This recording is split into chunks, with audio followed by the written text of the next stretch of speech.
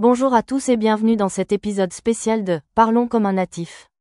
Aujourd'hui, on prend nos sacs à dos pas pour partir en vacances classiques mais pour explorer du vocabulaire avancé autour du voyage, celui que les francophones utilisent vraiment, sur le terrain. Alors, prêt à parler comme un globe-trotter français? C'est parti. 1. Faire sa valise égale to pack your suitcase. Mais un francophone dira aussi, préparer ses affaires, ou, boucler ses valises. Exemple, je boucle mes valises à la dernière minute, comme d'habitude. 2. Hébergement égale accommodation. Ce mot est courant, mais écoute ça. Logement temporaire, pied-à-terre, gîte, chambre d'hôte. Exemple, on a trouvé un petit gîte super charmant dans les Cévennes. 3. Atterrir en douceur égale to land smoothly. Les francophones diront parfois, l'avion s'est posé tranquillement. Ou même, on a touché le sol sans encombre. 4. Faire du tourisme versus flâner. Faire du tourisme égale classique. Mais pour paraître natif, essaye. Flâner dans les ruelles, se balader au hasard, explorer les coins méconnus.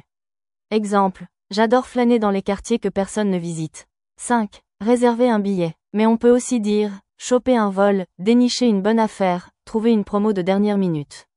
Exemple, j'ai chopé un vol Paris-Bali pour moins de 400 €. C'est donné. 6. Tester la cuisine locale. Expression plus authentique, se régaler, se faire plaisir, découvrir des spécialités du coin. Exemple, je me suis régalé avec ce tagine au pruneau. Une tuerie. 7. Hors des sentiers battus. Très prisé chez les voyageurs expérimentés. Exemple, je préfère les endroits hors des sentiers battus, loin des touristes.